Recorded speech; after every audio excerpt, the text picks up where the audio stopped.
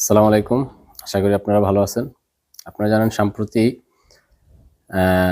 কিছু উগ্র হিন্দু এবং হিন্দু সংগঠন তারা ভারতের ইন্ধনে এদেশকে অস্থিতিশীল করে তোলার নানান অপচেষ্টা অপকৌশল চালিয়ে যাচ্ছে। যদিও এর সাথে সাধারণ যে হিন্দুরা তারা কিন্তু এর সাথে জড়িত নেই। মূলত হিন্দুদের একটি উগ্রবাদী অংশ এর সাথে জড়িত। তো আজকে আমি আলোচনা করব দেশ ভাগ নিয়ে। 1947 সালে ব্রিটিশরা যে দেশটা ভাগ করে দিয়ে গিয়েছে সে ভাগের ইতিহাস থেকে একটু আলোচনা করব। 1947 সালে আমাদের এই ভারতীয় উপমহাদেশ মূলত বিভক্ত হয়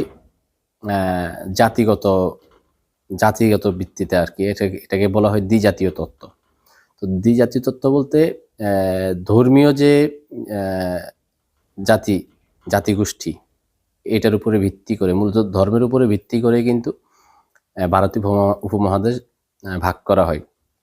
যদিও শেরেবাংলা একে ফজলুল হক চেয়েছিলেন যে ভাষার ভিত্তিতে দেশ ভাগ হোক, কারণ ভাষার ভিত্তিতে দেশ ভাগ হলে বাংলা ভাষাভাষী অঞ্চলগুলো নিয়ে বিশাল একটি দেশ তৈরি হওয়ার সম্ভাবনা ছিল।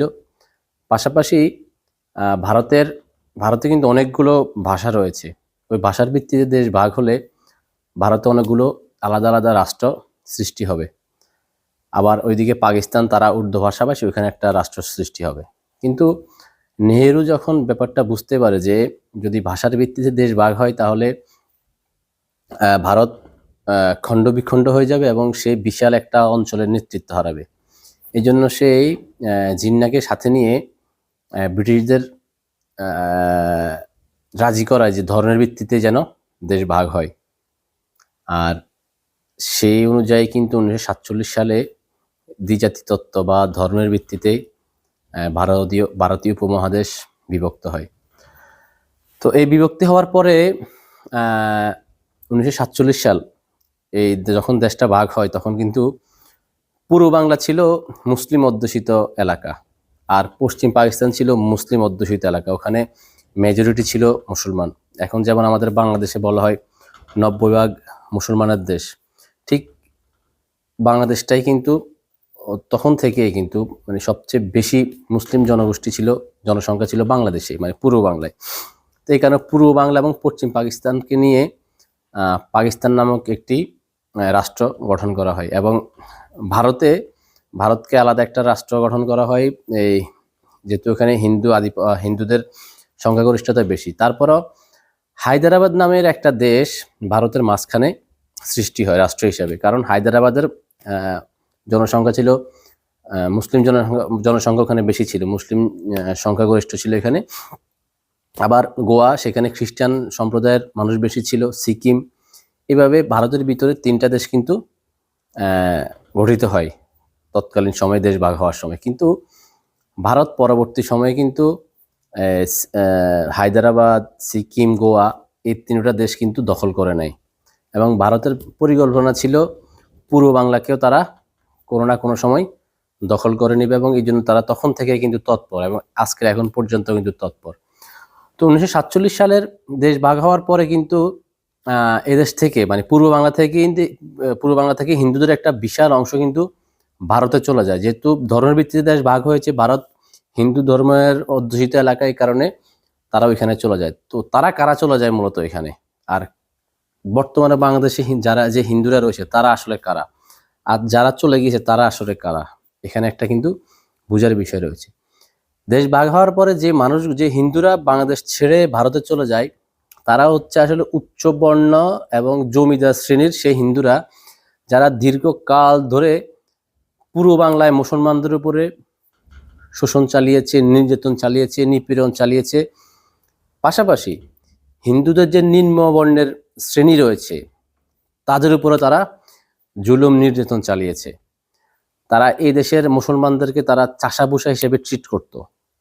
আপনাদের মনে আছে যে যখন ঢাকা বিশ্ববিদ্যালয় প্রতিষ্ঠা হওয়ার কথা চলছে তখন কিন্তু কলকাতার জমিদাররা বা কলকাতার এলিট হিন্দুরা কিন্তু বলেছে যে চাষাভুষার দেশে বিশ্ববিদ্যালয়ের কি দরকার। ঠিক আছে, তারা এইভাবে বাংলাদেশের মুসলমানকে, পূর্ব বাংলার মুসলমানকে তারা এইভাবে সবসময় নির্যাতন এবং নিপীড়ন এবং তাদের সাথে বৈষম্যমূলক আচরণ করত। তো যখন 1947 সালে দেশ ভাগ হয়েছে, তখন এই জমিদার শ্রেণী এবং উচ্চ বর্ণের যে হিন্দু শ্রেণী রয়েছে, তাদের মধ্যে একটা ভয় কাজ করছিল যে দেশ ভাগ হওয়ার পরে যদি বাংলাদেশের যে মুসলমানরা তারা যদি তাদের উপরে প্রতিশোধ নেয়, এই প্রতিশোধের ভয়ে তারা তাদের জায়গা জমি বিক্রি করে বা অনেকে বিক্রি না করে দেশ ভাগ হওয়ার সময়, দেশ ভাগ হওয়ার সাথে সাথে তারা সবাই ভারতে চলে যায়। আর এখন বাংলাদেশে যে হিন্দুরা রয়েছে, তারা হচ্ছে মূলত হিন্দুদের সেই নির্যাতিত শ্রেণী, সেই নিম্নবর্ণের শ্রেণী, যারা সে সময়ের হিন্দু জমিদার এবং উচ্চবর্ণের হিন্দু যারা নির্যাতিত এবং নিপীড়িত হয়েছে। তাহলে প্রশ্ন হচ্ছে, তারা কেন যায় নাই বাংলাদেশ থেকে? তারা যায় নাই মূলত, তারা যদি নিম্নবর্ণের শ্রেণী ছিল, গরিব ছিল, তাদের কাছে অঢেল টাকা ছিল না যে এই দেশ থেকে কি আরেক দেশে জায়গা জমি কিনে তারা বসতি স্থাপন করবে। পাশাপাশি তাদের বিশ্বাস ছিল যে এই দেশের মুসলমানরা তাদের উপরে কোনো নির্যাতন নিপীড়ন চালাবে না। তাদের মুসলমানদের উপর তাদের আস্থা ছিল, ভরসা ছিল। এই আস্থা এবং ভরসাকে পুঁজি করেই কিন্তু তারা দেশ ভাগ হওয়ার পরেও তাদের বাপ দাদার ভিটা ছেড়ে তারা ভারত পালিয়ে যায় নাই, ভারত চলে যায় নাই। তারা বাংলাদেশে ছিল, আর থাকার একমাত্র কারণ ছিল মুসলমানদের প্রতি তাদের অগাধ বিশ্বাস। এই বিশ্বাসের উপর ভিত্তি করে কিন্তু 47 থেকে এখন পর্যন্ত বাংলাদেশে হিন্দু মুসলমান কিন্তু সহ অবস্থানে বসবাস করছে, ভাই ভাই হয়ে বসবাস করছে। বাংলাদেশের প্রত্যেকটা জেলায়, প্রত্যেকটা গ্রামের, প্রত্যেকটা মুসলমান পরিবারের আশেপাশে, বাড়ির আশেপাশে কিন্তু দুই একটা হিন্দু বাড়ি রয়েছে। কিংবা এমনও আছে যে একটা হিন্দু বাড়িকে ঘিরে অনেকগুলো মুসলমান পরিবার, হিন্দু বাড়িটা মাঝখানে, কিন্তু তাদের নিরাপত্তা, তাদের ধর্মীয় আচরণ পালনে কোনো প্রকার বাধার সম্মুখীন তারা কখনো হয় নাই 47 থেকে এখন পর্যন্ত। তাহলে প্রশ্ন হচ্ছে, কেন তাহলে বর্তমানে যে হিন্দুদের যে কয়েকটি উগ্র সংগঠন, তারা কেন বর্তমানে বাংলাদেশের মধ্যে অস্থিতিশীল পরিস্থিতি তৈরি করার চেষ্টা করছে? এর একটাই কারণ হচ্ছে, ওই যে ভারত বাংলাদেশকে দখল করে নেওয়ার একটা অপতৎপরতা সেই 47-এর পর থেকে চালিয়ে আসছে। এটা মূলত সেই অপতৎপরতারই অংশ। বাংলাদেশের মুসলমানরা এই যে সংগঠনগুলোকে কিন্তু তারা বর্তমানে সন্দেহের চোখে দেখছে, এবং তাদের মুসলমানদের যে সন্দেহ, এটা যৌক্তিক সন্দেহ, কারণ তাদের যে কার্যক্রম এটা সম্পূর্ণ দেশ বিরোধী এবং এটি সম্পূর্ণ ভারতের মদতপুষ্ট। কারণ বাংলাদেশে এমন কোনো কিছু হয় নাই হিন্দুদের সাথে মুসলমানদের, যে হিন্দুরা এইভাবে দেশে অস্থিতিশীল পরিস্থিতি তৈরি করবে। বাংলাদেশে হিন্দু এবং মুসলমান উভয় কিন্তু গত 15 বছর শেখ হাসিনার হাতে নির্যাতিত, নিপীড়িত। যেভাবে তৎকালীন সময়ে জমিদার শ্রেণীর হাতে নিম্নবর্ণের হিন্দু এবং মুসলমানরা নিপীড়িত হয়েছে, ঠিক একইভাবে কিন্তু বাংলাদেশে গত 16-15 বছর মুসলমান এবং হিন্দু শেখ হাসিনার হাতে নির্যাতিত হয়েছে। তাহলে বর্তমান সময়টা হচ্ছে সবাই ঐক্যবদ্ধ হয়ে দেশকে এগিয়ে নিয়ে যাওয়া। সেখানে সেটা না করে কেন হিন্দুদের কয়েকটি সংগঠন, যারা সকল হিন্দুদের প্রতিনিধিত্ব করে না, তারা কেন বর্তমানে এই অস্থিতিশীল পরিস্থিতি তৈরি করছে?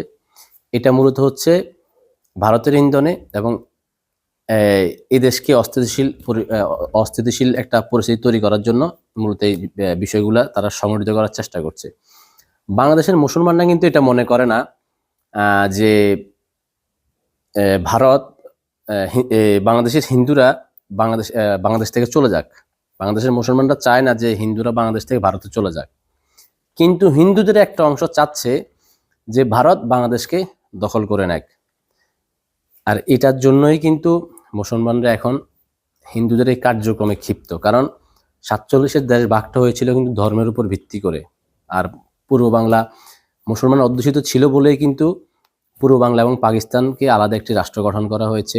এবং 1971 সালে এই পূর্ব বাংলার আপামর মানুষ যুদ্ধের মধ্যে দিয়ে দেশকে স্বাধীন করে। আর এই দেশ স্বাধীন হওয়ার পিছনে কিন্তু রক্তক্ষয়ী ইতিহাস রয়েছে এবং মুসলমানদের ধর্মীয় আবেগ রয়েছে, ধর্মীয় অনুভূতি রয়েছে।